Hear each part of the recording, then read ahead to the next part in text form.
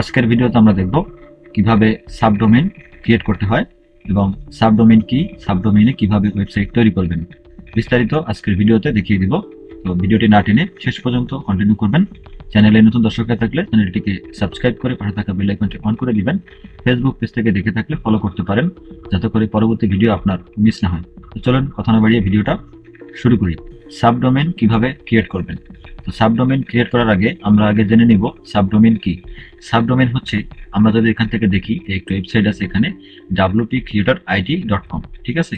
এখন যদি আমরা এই ওয়েবসাইটটা দেখি এখানে, যেমন গেমিং ডেমো 5 .wpcreatorid.com, তো আমরা কিন্তু এই wpcreatorid যে ওয়েবসাইটটি আছে এই ওয়েবসাইটের আন্ডারে সাবডোমেইন ক্রিয়েট করে আমরা কিন্তু এখানে আরেকটা ওয়েবসাইট ডেমো ওয়েবসাইট তৈরি করছি গেমিং ডেমো 5.wpcreatorid.com। তো আপনি কিভাবে আপনার ডোমেইনে সাবডোমেইন ক্রিয়েট করবেন, আপনি কিন্তু আনলিমিটেড সাবডোমেইন ক্রিয়েট করতে পারবেন এবং আনলিমিটেড ওয়েবসাইট আপনি তৈরি করতে পারবেন একটা ডোমেইনের আন্ডারে। তো কিভাবে আপনি সাবডোমেইন ক্রিয়েট করবেন? তো সাবডোমেইন ক্রিয়েট করার জন্য আপনার সি প্যানেলে লগ ইন করতে হবে। তো আপনি আপনার সি প্যানেলে লগ ইন করে নেবেন। সি প্যানেলে লগ ইন করে নেওয়ার পরে এখান থেকে আপনি নিচের দিকে স্ক্রল ডাউন করবেন অথবা এখানে সার্চ করবেন ডোমেইন। এখানে আমি ডোমেইন লিখে সার্চ করলাম। সার্চ করার পর এখানে দেখেন এই ডোমেইনস যে অপশনটা আছে, আপনি এখানে ক্লিক করবেন। ক্লিক করার পরে আপনার সামনে এরকম একটি ইন্টারফেস চলে আসবে। তো এখান থেকে দেখেন আমার কিন্তু অনেকগুলো সাবডোমেইন এখানে তৈরি করা আছে এবং এই প্রতিটা সাবডোমেইনে কিন্তু বিভিন্ন রকম ডেমো ওয়েবসাইট আমি রান করে রাখছি। তো এখন আপনি সাবডোমেইন কিভাবে তৈরি করবেন? সাবডোমেইন তৈরি করার জন্য এখানে দেখবেন create a new domain, just আপনি এখানে ক্লিক করবেন। এখানে ক্লিক করার পরে এখান থেকে আপনি এরকম একটা ইন্টারফেস পাবেন। ইন্টারফেস পাওয়ার পরে এখান থেকে জাস্ট আপনি দেখবেন এই যে শেয়ার ডকুমেন্ট রুট, এই অপশনটা টিকমার্কটা আপনি অবশ্যই উঠিয়ে দিবেন। এখান থেকে এই টিকমার্কটা অবশ্যই এখান থেকে উঠিয়ে দিবেন। উঠিয়ে দিলাম। উঠিয়ে দেওয়ার পরে আপনি এরকম ইন্টারফেস পাবেন। তারপরে এখান থেকে দেখবেন এইখানে ডোমেইনসের নিচে এখানে my.example.com, এখানে আপনার সাবডোমেইনটা এখন আপনি দিয়ে দিবেন। তো এখান থেকে আমরা একটা সাবডোমেইন তৈরি করব। সাবডোমেইনটা এখান থেকে নিয়ে নিব কপি করে। তো এখান থেকে ই-কমার্স ডেমো 6 আমরা এটা দিব সাবডোমেইনে। এখান থেকে একটা কপি করে নিলাম। তারপর এখানে আমরা এটা দিয়ে দিচ্ছি ই-কমার্স ডেমো 6। এখান থেকে এখন আপনি এখানে ডট দিবেন। ডট দেওয়ার পরে আপনি যে ডোমেইনের আন্ডারে সাবডোমেইন ক্রিয়েট করতে চাচ্ছেন সেই ডোমেইনটি এখানে দিয়ে দিবেন।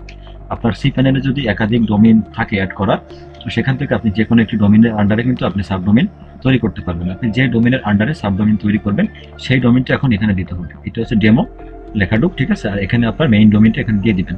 তো আমরা wpcreatorid যেটা আছে এটার আন্ডারে আমরা সাবডোমেইনটা তৈরি করব। এটা আমাদের মেইন ডোমেইন। এটা আমরা কপি করে নিলাম এখান থেকে। তারপরে এখানে আমরা জাস্ট ডট দিয়ে দিব। তারপর এখান থেকে আমাদের মেইন ডোমেইনটা এভাবে করে দিয়ে দিব, ঠিক আছে। দেখেন আমরা আমাদের সাবডোমেইন হচ্ছে ই-কমার্স ডেমো 6.wpcreatorid.com, ঠিক আছে। এটা আমাদের সাবডোমেইন। আমরা এই সাবডোমেইনের আন্ডারে একটি ডেমো ওয়েবসাইট তৈরি করব, তার জন্য সাবডোমেইনটা ক্রিয়েট করে নিব। তো আমরা ডোমেইনের নেমটা এখানে দিয়ে দিলাম। তারপরে এখান থেকে আমরা এই শেয়ার ডকুমেন্টের যে টিক মার্কটা উঠিয়ে দিব এবং জাস্ট এখান থেকে জাস্ট সাবমিট যে অপশনটা, সাবমিটে আমরা ক্লিক করে দিব। জাস্ট এখানে সাবমিটে ক্লিক করব।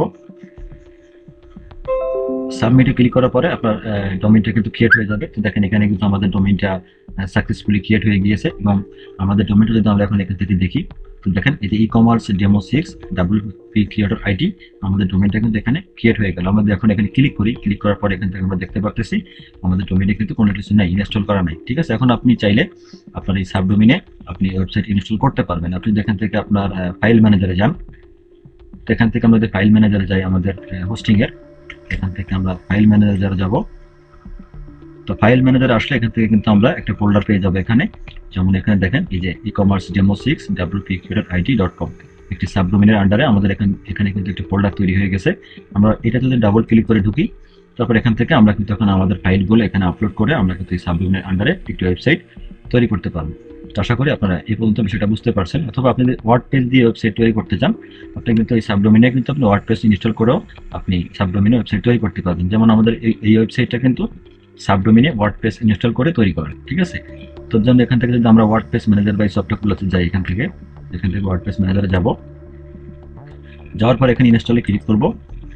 ক্লিক করার পর এখান থেকে ডোমেইন সেকশনে যদি আপনি ক্লিক করেন, এখান থেকে ক্লিক করলে আপনি কিন্তু আপনার সাবডোমেইনটা এখানে দেখতে পাবেন। যেমন আমরা যে সাবডোমেইনটা ক্রিয়েট করলাম ই-কমার্স ডেমো 6 wpcreatorid.com, তো এটা কিন্তু এখানে চলে আসছে, ঠিক আছে। আপনি কিন্তু এখন এই সাবডোমেইনে ওয়ার্ডপ্রেস ইনস্টল করে আপনি কিন্তু ওয়েবসাইট তৈরি করতে পারবেন। তো আশা করি আপনারা বিষয়টা বুঝতে পারছেন কিভাবে সাবডোমেইন তৈরি করতে হয়, সাবডোমেইন কি বা সাবডোমেইনে কিভাবে ওয়েবসাইট তৈরি করবেন। আজকের ভিডিওটা এ পর্যন্তই। ভিডিওটি ভালো লাগলে অবশ্যই চ্যানেলটিকে সাবস্ক্রাইব করে যাবেন। আপনার মতামত থাকলে কমেন্ট করে জানাতে পারেন, সে বিষয় নিয়ে পরবর্তীতে ভিডিও করে দেওয়ার চেষ্টা করব। তো ভালো থাকবেন সবাই। আসসালামু আলাইকুম।